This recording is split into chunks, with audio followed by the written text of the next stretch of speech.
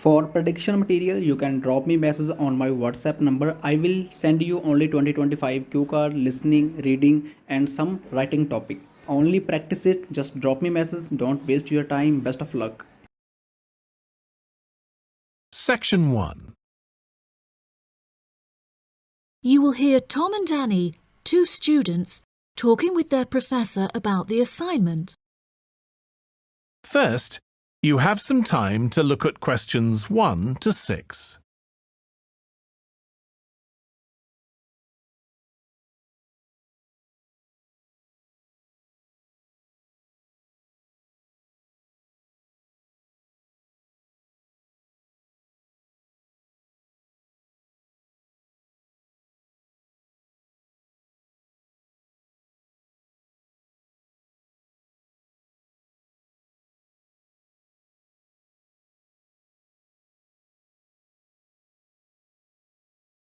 Professor Tomlinson, may Annie and I please quickly ask you a few questions about the reflective journal assignment? It's just that we're a bit confused as to what you want us to include and discuss. Yes, of course. What are you having trouble with? Well, everything really. To start with, what should be included first in the reflective journal? Perhaps suggestions from others? No. Firstly, you should include the study goals you set yourself at the beginning of the module. This section should have been discussed in some detail towards the beginning of the course by Professor May. You should be able to find her suggestions on the slides she has provided the class online. OK, thank you, Professor. Could I also trouble you to take a brief look at my bibliography and footnotes? I feel like they're missing something. Most of our friends' bibliographies are longer. Well, looking at this, Annie, I can see that you have used a wide range of resources, which shows that you have made effective use of communication technology. As far as I can tell, you need not make any changes to this, although you might want to double-check that your referencing complies with the Harvard referencing style regulations. Oh, I'm very surprised you've said that. Thank you. Now I can set my mind at ease. Tom, you said you wanted to ask the professor about the achievement section. Ah, yes, Professor. In the assignment guidelines, we're asked to introduce and elaborate on our biggest achievement in the past, saying which skills we learned in the process and how these skills can be transferred to various different future careers. The only problem is that I don't know what my greatest achievement actually is. I've only ever worked as a waiter in a hotel restaurant during the summer holidays from university. If you worked as a waiter in a hotel restaurant, you're bound to have worked with other waiters as part of a team. Would you say that during your time as a waiter, you developed any leadership skills? Yes, well, I suppose I was asked to become the team leader of the food and beverage department, but that's hardly an achievement. You might not think so, but if you write that you were offered the position of the team leader, it shows a lot more about your character. For example, that you're charismatic and work well in a high-pressure situation. I never would have thought to write that down. Thank you. I guess I should start listening to others more often. Annie, do you have any more questions, or are you ready to go back to the library? Yeah, I think I've got everything I need. Thank you very much, Professor Tomlinson. That was really helpful. I'm actually starting to look forward to writing this now, and it should be a really useful exercise to prepare us for writing CVs and applying for jobs. It's shocking how bad I am at identifying my strengths and weaknesses. Professor Tomlinson has shown me that I definitely need to start displaying some self-awareness. Yeah, Tom, you really do. You're always so modest. Modesty is great until it comes to applying for jobs. Before you hear the rest of the conversation, you have some time to look at questions 7 to 10.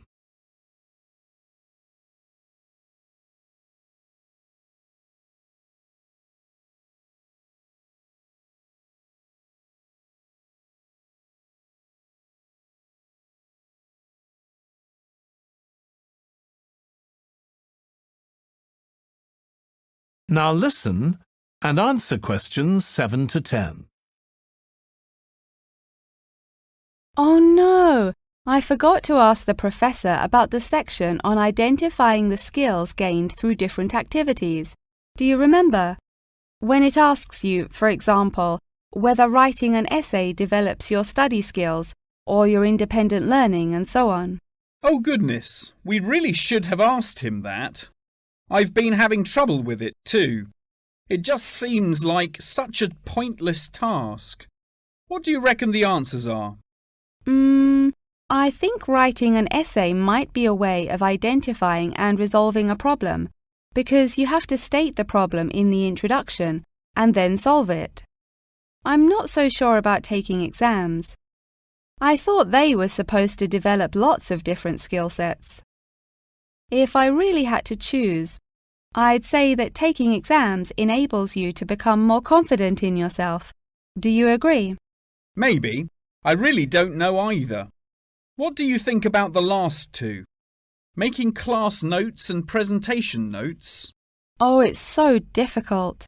I think making class notes has to be a way of becoming a more independent learner, because you yourself decide what the important information is and learn it. That reminds me, I find taking presentation notes is a disaster. The professors speak much too quickly, and I write much too slowly. That is the end of section 1. You now have half a minute to check your answers.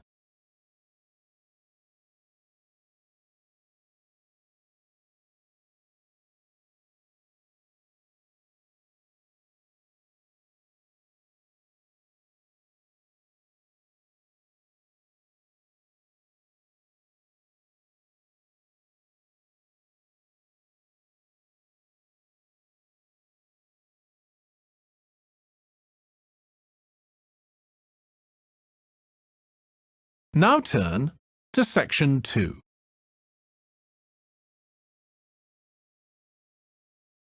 Section 2. You will hear a woman called Phoebe, who is training to be a teacher, talking to her tutor called Tony about research she has done in a school. First, you have some time to look at questions 11 to 15.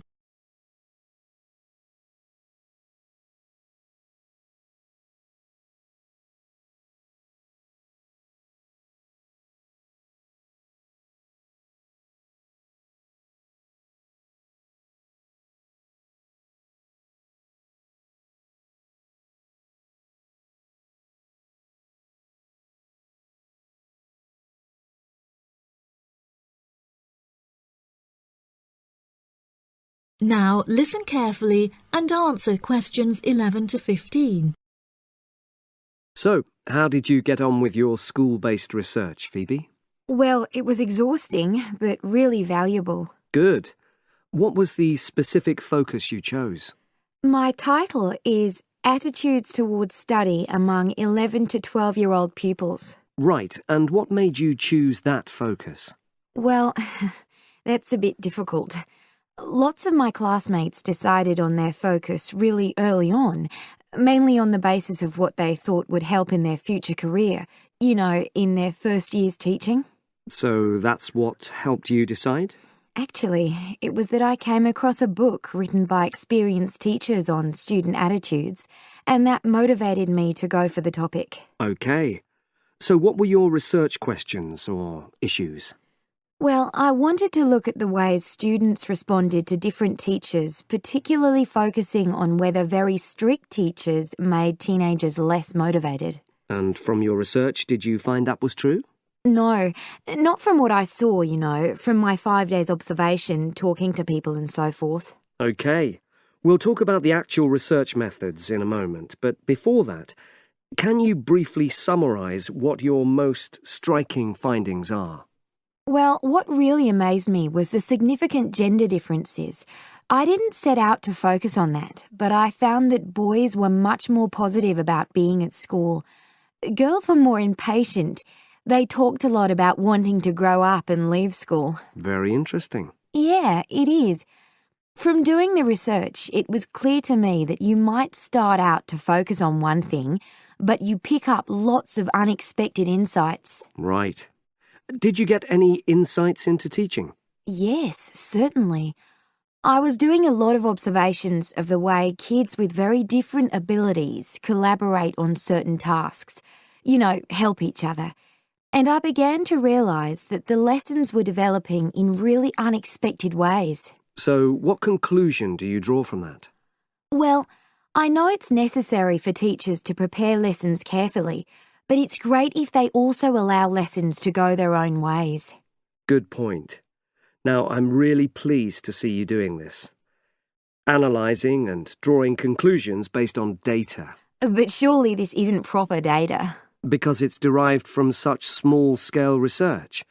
Well, as long as you don't make grand claims for your findings, this data is entirely valid. I like the way you're already stepping back from the experience and thinking about what you've learned about research. Well done. But I know I could have done it better. As you become more experienced, you'll find ways to reduce the risk of difficulties. Okay. Before you hear the rest of the talk, you have some time to look at questions 16 to 20.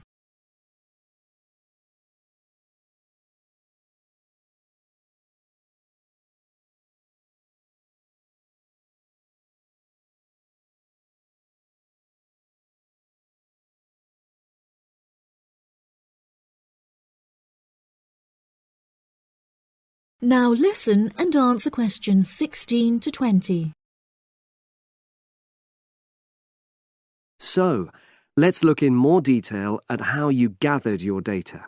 Let's start with lesson observation. Well, it generally went quite smoothly. I chose my focus and designed my checklist. Then teachers allowed me into their classes without any problems, which surprised me. It was afterwards that the grueling work started. Yeah, it's very time-consuming, isn't it? Making sense of analysing your observation notes. Absolutely. Much more so than interview data, for example. That was relatively easy to process, though I wanted to make sure I used a high-quality recorder to make transcription easier. And I had to wait until one became available. Right. And did you interview some kids as well? In the end, yes. I talked to 10, and they were great. I'd imagined I'd be bored listening to them, but... So it was easy to concentrate? Sure. One of the teachers was a bit worried about the ethics, whether it was right to interview young pupils, and it took a while for him to agree to let me talk to 3 of the kids in his class, but he relented in the end. Good. What other methods did you use? I experimented with questionnaires, but I really regret that now. I decided to share the work with another student, but we had such different agendas it ended up taking twice as long. That's a shame. It might be worth you reflecting on ways you might improve on that for future projects. You're right, yeah. Okay. And the other thing I did was stills photography. I didn't take as many pictures as I'd hoped to. Lack of time? It's pretty easy just snapping away, but I wanted each snap to have a purpose, that would contribute to my research aims, and I found that difficult. Well, that's understandable, but remember... That is the end of section 2. You now have half a minute to check your answers.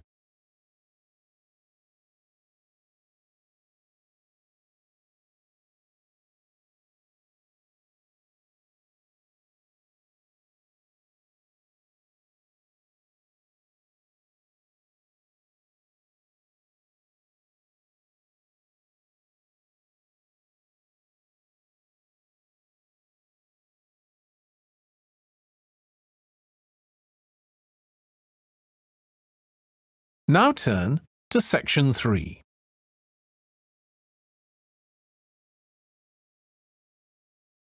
Section 3. You will hear a conversation between a student and her professor talking about a summer course. First, you have some time to look at questions 21 to 24.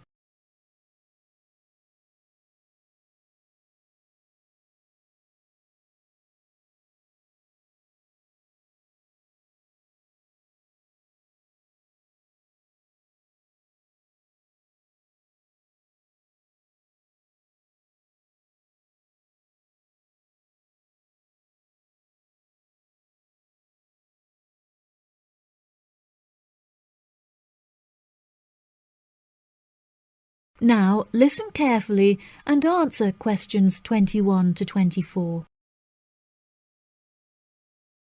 Hello, Mr. Thompson. May I speak to you for a minute? Of course. Please come in. I'm Alexandra Jones. I'm studying sustainability here at the university, and I heard about the summer course that you offer every year. I was considering joining the course and wanted to ask you some questions about it. Yes, of course. Please fire away. Has the course been effective in improving the environment? Yes, absolutely. We have seen great results. Last year we planted a small field of trees, and we have been measuring their oxygen outputs to see the benefits that they have provided to the environment. Since we were regulated by law last month, we are now able to hugely enhance our efforts. Our current goal is to introduce a lot more tree species to the plot so that we can establish a complex habitat and compare the benefits of each species. In order to do this, we need to get a lot more students involved in the project. So I am very pleased to hear about your interest. Well, the project sounds fascinating. I would definitely like to be involved. Absolutely. Over the years, we have received funding from private investors and from selling shares. But the biggest improvement in our research came from a government fund that we received in the first year. This has greatly improved the organization, and we have since won prizes for our research. Wow, how impressive! Yes, it is of the utmost importance to our organization that we find a way to repair the terrible damage that has been done to the environment by the human species. This is no small undertaking, and our resources still need management. But from reports taken of our studies, we have found that teachers and students have greatly benefited from field trips to the tree plantation. Yes, I visited the plantation myself on a field trip 2 years ago, and I found myself greatly impressed by it. We have received a lot of feedback from visiting groups, telling us how impressed teachers, researchers, and students alike have been during their visits. Due to the educational facilities that we have carefully structured, I know that the visits are useful and engaging for students, and that their experience is particularly special. Before you hear the rest of the conversation, you have some time to look at questions 25 to 30.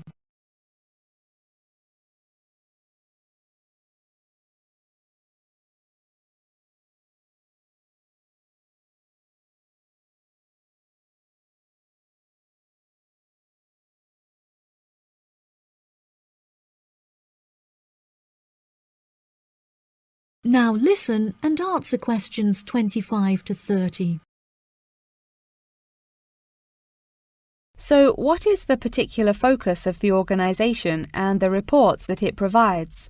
I am personally very interested in soil erosion, so I knew that I definitely wanted to focus some of the report on this area.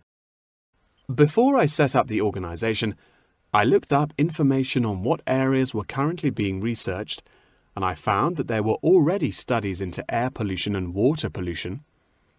I obviously wanted to find a unique area to research, and so these were no good. I was tempted to look into the background of overgrazing, but the impacts of forest exploitation are far more devastating, and very little research has been carried out on this subject. So I decided that this should also form some focus for the report. Yes, that makes sense. What have you found to be the greatest benefits of the activities carried out by the organisation? I have found that the greatest benefits are not the ones that anyone can learn from a book, like how to collect data, but more importantly, are life lessons that one can gain only from experience. Students who have partaken in the summer course have massively enhanced their confidence, which will prove invaluable for the rest of their lifetime. The people who partake in the summer course already know the importance of environmental protection, so it is not important that we spend time teaching them this.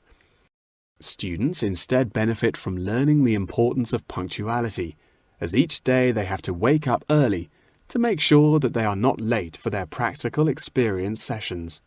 If I decide to attend the summer course, what will I be doing for the rest of the time when no activities are going on? Well, we unfortunately don't yet have a library on site, so you would be unable to read reference books, although you are obviously welcome to bring some books of your own with you. We offer a range of fun hobbies, such as games and painting, for students to participate in outside of their classes, so you could participate in one of these activities. We do not offer tutorials outside of the scheduled classes. However, you are free to interview teachers and ask them any questions you may have about the research. Well, the course sounds fantastic. I would definitely like to participate during the summer. Thank you so much for your help.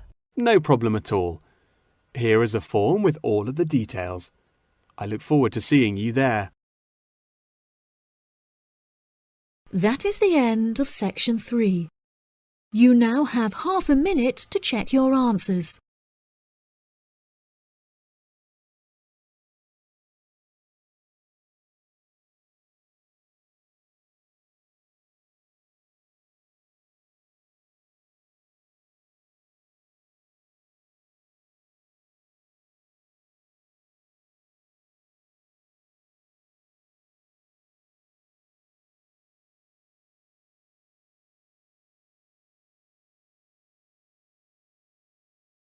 Now turn to section 4. Section 4. You will hear part of a talk about an Australian wild zoo given by a tour guide. First, you have some time to look at questions 31 to 40.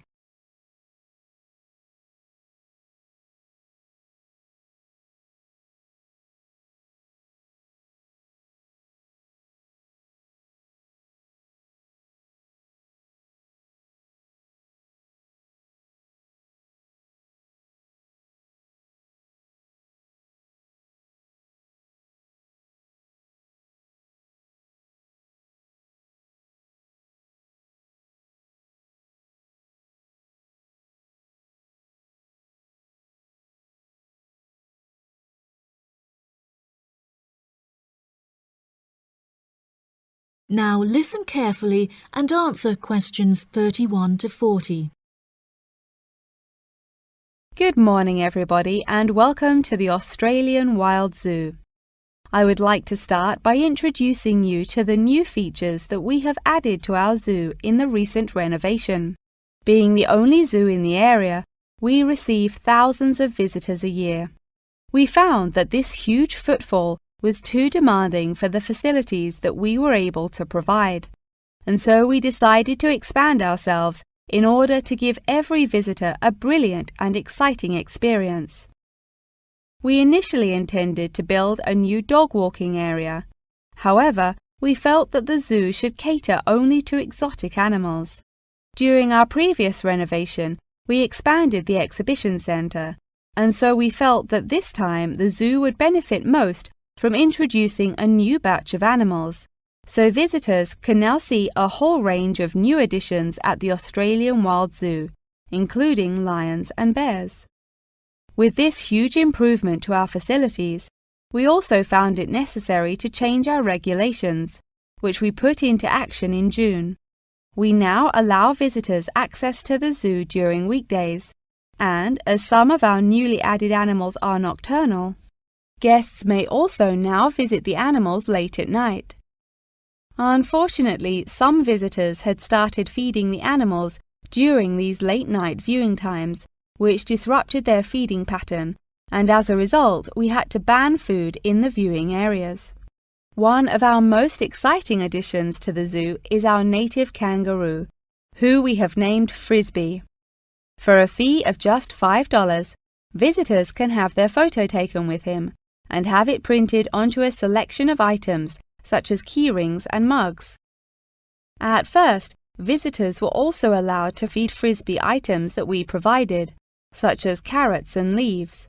However, some guests started feeding him hamburgers and chips, so we were forced to forbid visitors from feeding him.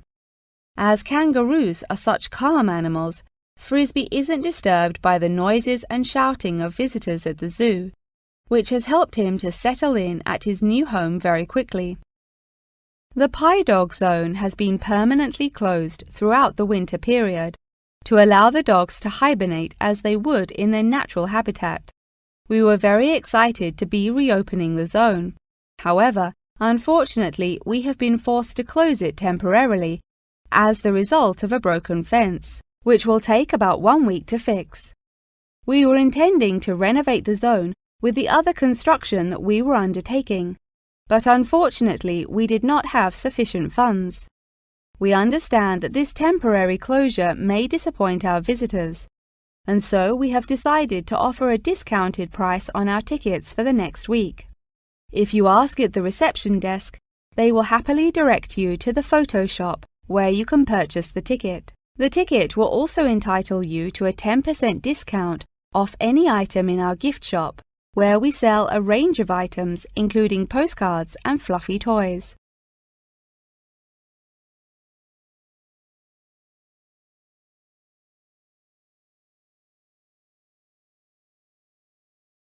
Come in, Russ. Thank you. Now, you wanted to consult me about your class presentation on nanotechnology. You were due to give it next week, aren't you? That's right, and I'm really struggling. I chose the topic because I didn't know much about it and wanted to learn more, but now I've read so much about it, in a way there's too much to say. I could talk for much longer than the 20 minutes I've been allocated. Should I assume the other students don't know much and give them a kind of general introduction? Or should I try and make them share my fascination with a particular aspect? You could do either, but you'll need to have it clear in your own mind. Then I think I'll give an overview. OK. Now, one way of approaching this is to work through developments in chronological order. Uh-huh. On the other hand, you could talk about the numerous ways that nanotechnology is being applied. You mean things like thin films on camera displays to make them water repellent and additives to make motorcycle helmets stronger and lighter? Exactly. Or another way would be to focus on its impact in one particular area, say medicine or space exploration. That would make it easier to focus. Perhaps I should do that. I think that would be a good idea. Right. How important is it to include slides in the presentation? They aren't essential by any means, and there's a danger of tailoring what you say to fit whatever slides you can find. While it can be good to include slides, you could end up spending too long looking for suitable ones. You might find it better to leave them out. I see. Another thing I was wondering about was how to start. I know presentations often begin with, first I'm going to talk about this, and then I'll talk about that.